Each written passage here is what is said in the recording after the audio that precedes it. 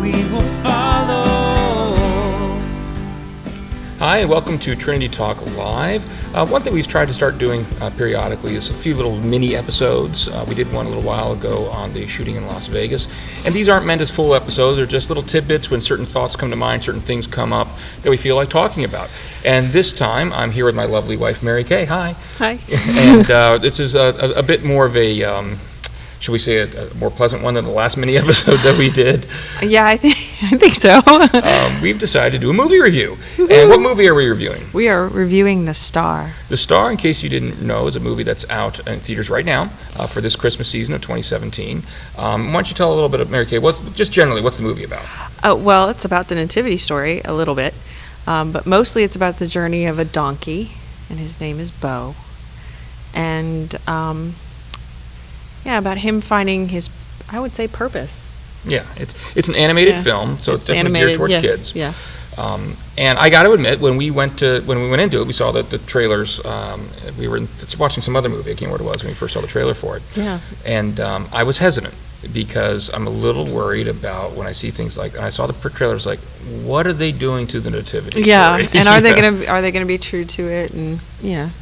So let's talk about that, because I think that may be the concern of some parents looking at it right now. Is what were your thoughts as far as how it handled the Nativity story itself?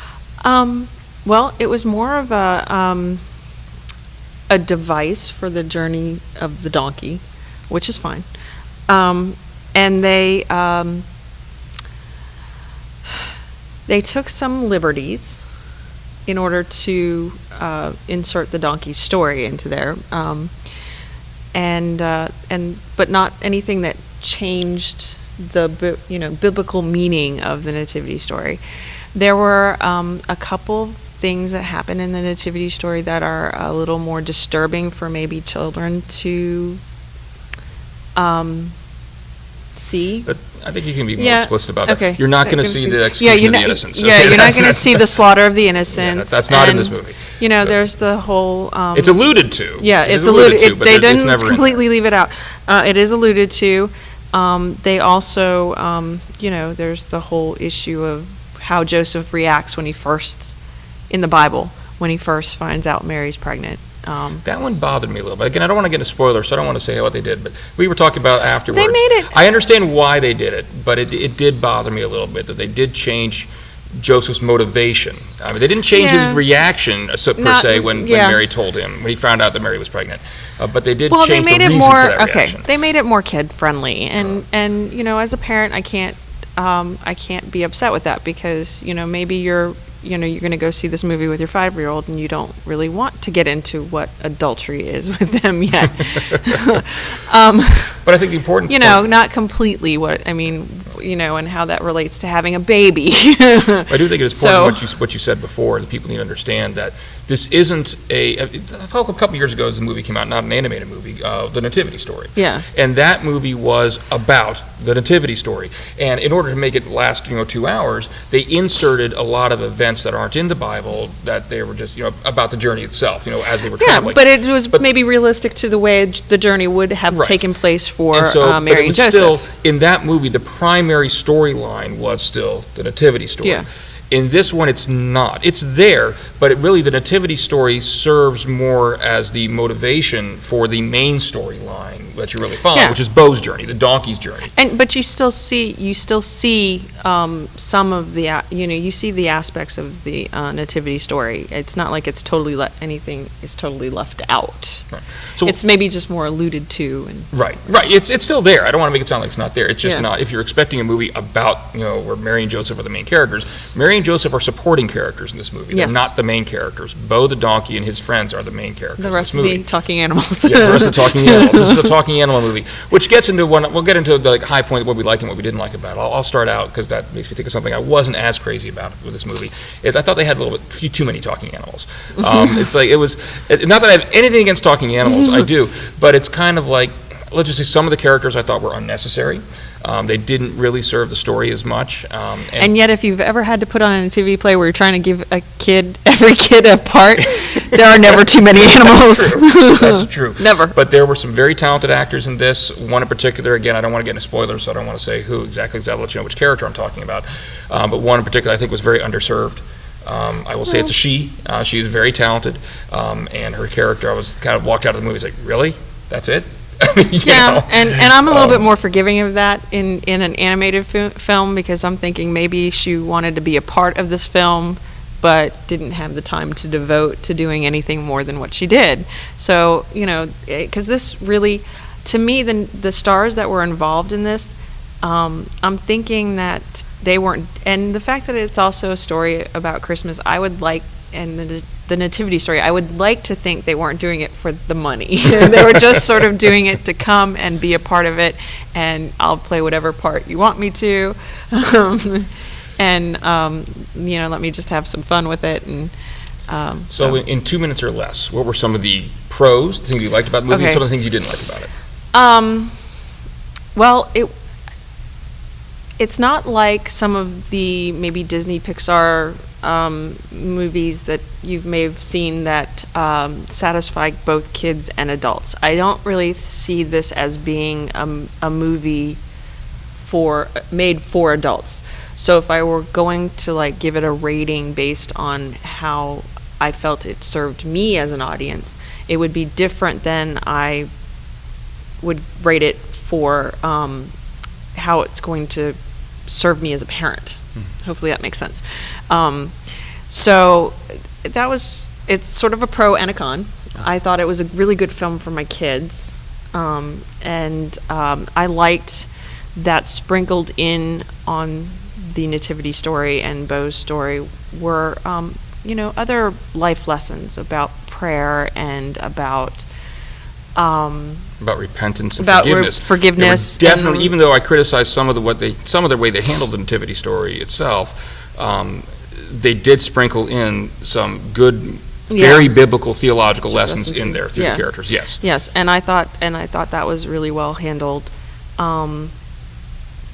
I also liked that just when you thought it was going to be a little too, the term in movie making is on the nose with the whole Christian message, they would cut in with some humor, and I know you don't necessarily agree with me on that, but I thought that just when it started to maybe feel like it was, going to tip over into the heavy-handedness, some kind of humorous, either action or just dialogue would come up, and it would sort of ease it back from the edge. This is why they say film is subjective, because everybody has a different taste. You didn't agree with me. I didn't care for that much. I thought that it almost made the film seem a little bit schizophrenic at times, because there's certain times when you're dealing with some very serious theological issues, and then they throw in a joke. Lots of times a slapstick joke, and I was like, But for me, it was a lot like the heavy-handed scene in Steel Magnolias when Melena's losing it, and all of a sudden Clary just says, "Hit her," and she's like, "What?" No. For me, I don't mind that, because that's one of my favorite movies. People may have different reactions to it.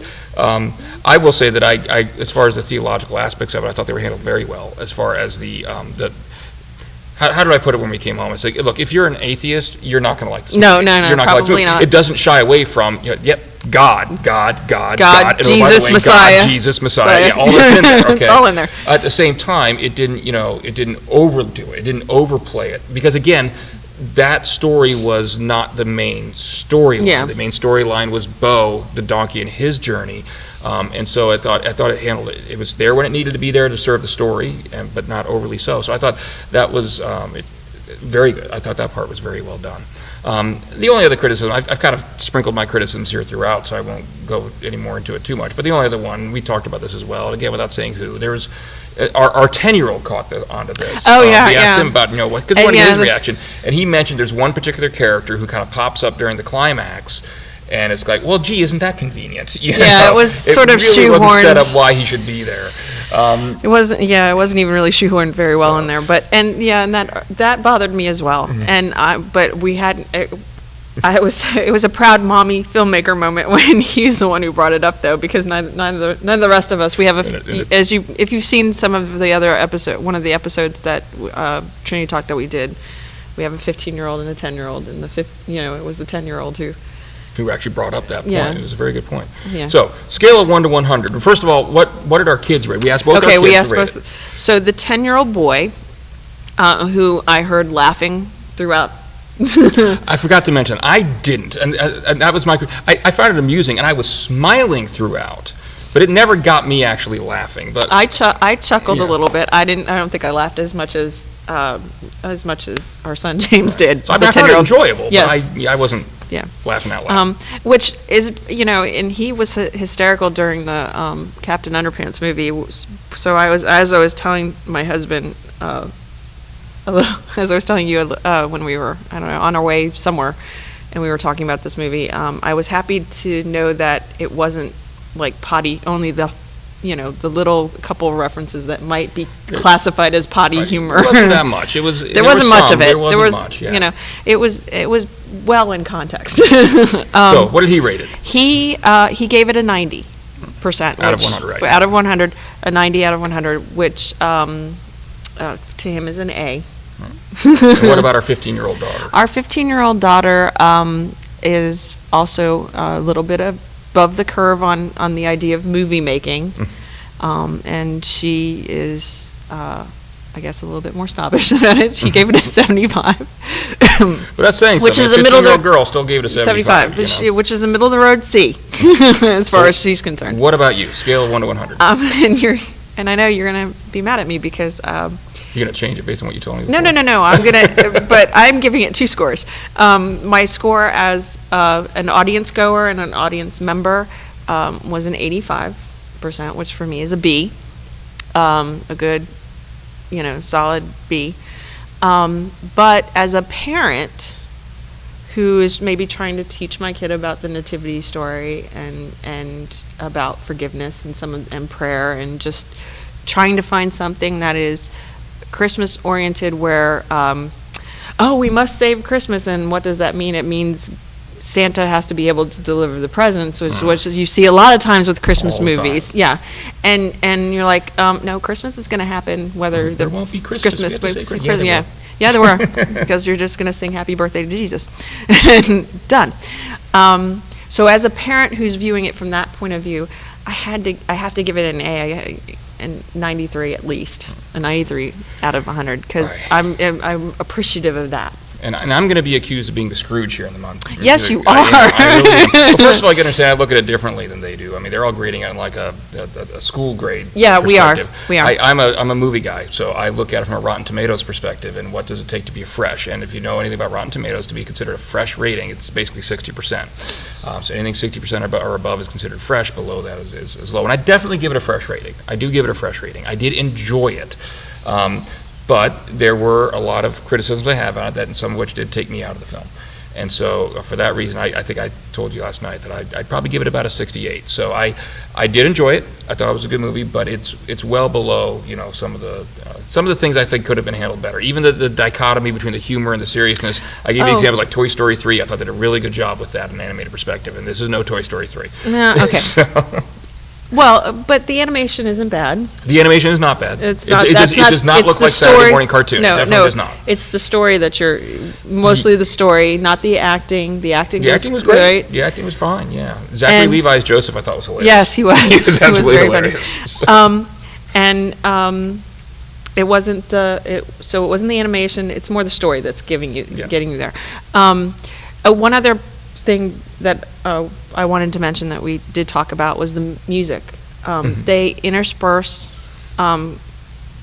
Christmas songs into Contemporary Christmas songs, yeah, they're- largely. I mean, contemporary versions of some hymns. Contemporary but mainly- versions from people who are currently on the radio on iTunes or whatever it is, Spotify. I don't know what you're watching or listening to. And I thought they were well timed, well placed, and it was enjoyable. One exception. With one exception, which was, it's a beautiful song.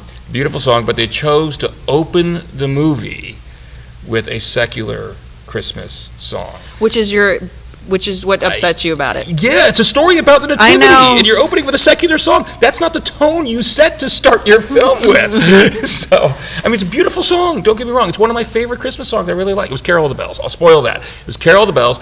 Love that song. It is not Wonderful rendition, Right, beautifully beautiful done. one, but it is not how you open a movie about the Nativity. You know, even though the Nativity we've talked about was not the main storyline, it still was, all the action was surrounding the birth of Christ, and gearing up towards that, moving towards that, and you open it up with that to set the tone of your film. I did not like that at all. Oh, okay. So, I didn't anyway, care. we got to get going. It's Yeah. amazing. We love each other. We don't always agree. This No. is what marriage is all about. No, We not- disagree and laugh about it. So we hope you enjoyed it. That was all. We just wanted to give a quick little review of that movie in case anybody was thinking about taking it in this Christmas season. I think the punchline is both of us do give it thumbs up if we had to say Yeah. that. We do recommend it to you. You know, Unless you're an atheist. Unless you're an atheist, you're not going to enjoy it if you're an atheist. But if you're an atheist, Probably not. send me an email. We'll talk. All right? Thank you. You should still watch it, though. You Yes. might. Yeah, you should watch it. You should but watch it. So, all right. Thank you all for tuning in. God bless. In your word we will follow.